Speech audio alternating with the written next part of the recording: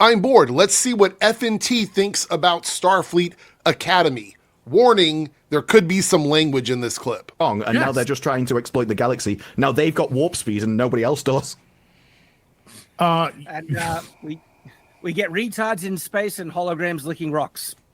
Right out the gate, this isn't a critique, it's contempt. Star Trek has always featured non-human intelligence, artificial beings, aliens. If weird behavior equals stupidity, then Data, Spock, 7 of 9, Odo, the Doctor, they all fail this test too.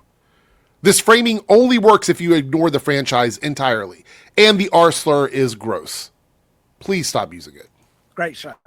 Great. Yeah, and if we have a smart show, like you say, it never tried to be too lofty, but this is just historically false. Star Trek has always been lofty. It always has. Courtroom scenes about civil rights, episodes about civil rights, stories about fascism, racism, imperialism, personhood. They have done episodes about what it means to be a person. So saying it wasn't lofty is something people say when they grew up with Star Trek, didn't understand the messaging, didn't notice it, and it went over their head. Completely illiterate to what they were watching. Or they know better, but they have a narrative to spin, and so here we are. Just trying to make you use your gray matter. Then how can we have 5 people say that they're LGBTQ plus IA2 plus limited by the power of 6 in one episode? Okay, so no naming of characters, no quotes, no scenes. You're just doing outrage math to inflate the number, compress the time, remove context, to make it seem like it's a crazy thing.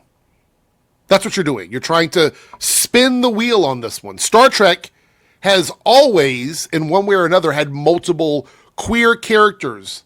The only difference is now they're not coded or deniable or hidden or in the closet or any of those things.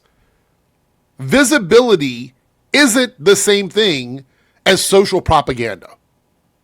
Which was yesterday. It's forced. It's everything in this show is forced. Exactly. And when things are forced and thrust down your throat, you don't respond by going, that's great. You respond by pushing them away. So, force down your throat, forcing. This phrase is doing all the work. It's doing all the heavy lifting. And with as, heavy lifting is a thing, right? Straight characters are never forced when they mention spouses or relationships. The standard here is that queer people must be invisible or optional. And that's not a storytelling critique. It's a comfort demand. That's what it is. You don't want the gay people to be visible, but you're totally okay with straight people existing with casual relationships in front of each other. No complaints about that, but the queer people, that's a problem. That's the natural reaction of having something forced down you, is to push away. So when you have all this constant messaging, oh, you must accept. No, when you tell me I must do something, or I have to do something, or it's the right thing to do something, then the natural reflex is to go, fuck off. So Star Trek has always told viewers what the future should be. So we're looking at a cooperative future, pluralistic, post-prejudice future. That's what, I mean, I think these guys would agree that that's what Star Trek shows, or at least showed in the past, in their opinion. But now to them, it feels like an attack. It feels like this is being forced upon them, thrust upon them. And I got bad news for you guys. That's not Star Trek changing. It's you that have changed. Star Trek is the same. Something in you has changed. And that's not Star Trek's fault. So instead of actually getting people on board, instead of actually creating characters which are endearing that maybe you can just gravitate towards regardless of their way of life, you can't. Because you got one guy going, hey, I'm bi, okay? Then you get 2 teachers in front of a pupil, in front of a student, going, "We're fucking, hey, we're lesbians." Dinner. Yeah. Which is the most. So no one would blink an eye if a straight teacher referenced a spouse. We wouldn't have these kinds of outrage, videos with this. They wouldn't have clips of people screaming, "Oh my God, she talked about her husband in front of her students. Oh my God, they were together in the lunchroom having lunch with each other." Nobody would say that. But you think this is a problem. You think they're the ones that are making it inappropriate. Acknowledging a relationship is not graphically describing their sexual relationship. So you have to understand that. There's a difference there. Military academy, at a military academy. And that's right. Like, because I got to stop you there. Starfleet is not like a modern military academy. It never has been. I don't know why he's even saying this. This is quite possibly one of the dumbest things that Ryan Kennels ever said. Starfleet is a science and exploration organization with a defensive arm. Even real military academies don't pretend that relationships, whether queer or otherwise, in the faculty don't exist. This is a fantasy version of what this type of quote-unquote military academy would be. It's not reality. It's a made-up fictional space science organization, exploration organization. Matter of fact, they even make it very clear in the show that there is a Starfleet Academy and a military school. They make it very clear that these things are not the same. In canon, in the show. And anybody that has watched Star Trek would know that those things are not necessarily the same. Let's continue. This is what it's supposed to be. It's supposed to be some sort of military academy. And the idea that those two teachers, one, just the image of them having sex is enough to induce vomiting. So this is just open disgust.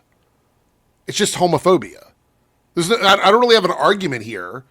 You're just being like this emotional revulsion being treated as evidence of something wrong happening here in the scene, in the episode. And it's just you being the asshole. No one's asking you to imagine them having sex. That wasn't even the conversation that was had. Matter of fact, the conversation was a very fun, lighthearted conversation about what they're going to have for dinner or what restaurant they're going to go to.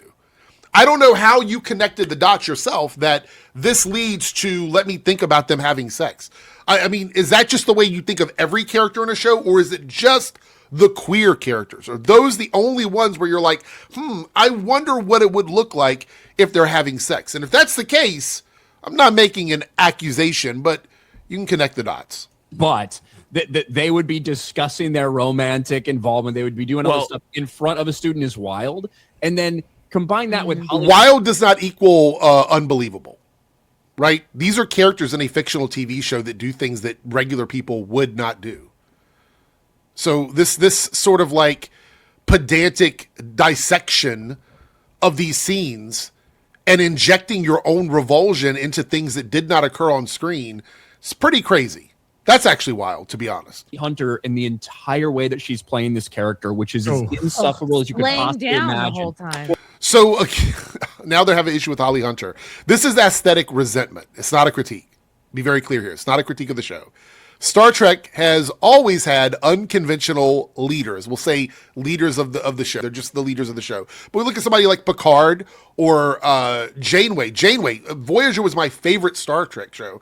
And Janeway did a lot of unconventional things throughout her time on the ship, butting heads with what she wanted to do and what she had to do according to Starfleet. Sisko, another very unconventional leader. Archer.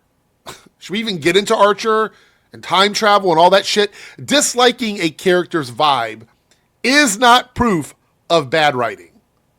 It does not equal bad writing. Like the head of this organization, to act the way she does, to look the way she does, to lounge around, the constant barefoot thing, which is very strange. I feel like some persons, I don't know if Quentin Tarantino showed up on set and convinced him. Ryan doesn't. So Star Trek constantly uses things like body language and presentation to signal psychology and culture. They visually do it because we're watching a TV show. So not everything is dialogue. Some of it is visual. So what we're seeing is what could be perceived to some people as a character flaw, something that makes this character less than perfect, which is what you guys would complain about. If she did everything right, you would complain that she did everything right. But here she has these like character flaws or quirks that she has that make it a problem for you. Now, another thing is relaxed posture doesn't mean incompetence. Picard lounged. Janeway bent the rules. Sisko defied Starfleet openly. Authority in Star Trek has never been so rigid. So what you're doing is you're mad that she's not performing authority the way that you want her to. That doesn't mean that it's bad writing or that it's wrong or any of those things. You guys, your critiques of this media is quite honestly just stupid. I don't know. I don't have a better word for it. It's stupid.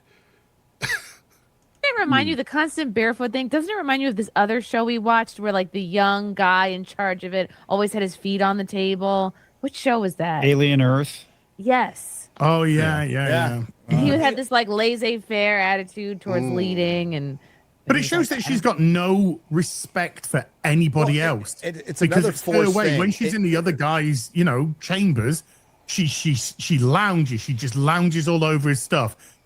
Yeah, I mean, that's part of her character. That's the design of the character. You're not supposed to like everything about her. And that's okay because you're writing a character who is multidimensional and has things about them that make them interesting or some things that might bother you or things that you appreciate. It's called writing a real character, someone that has something to say and displays that through social cues and the way they behave.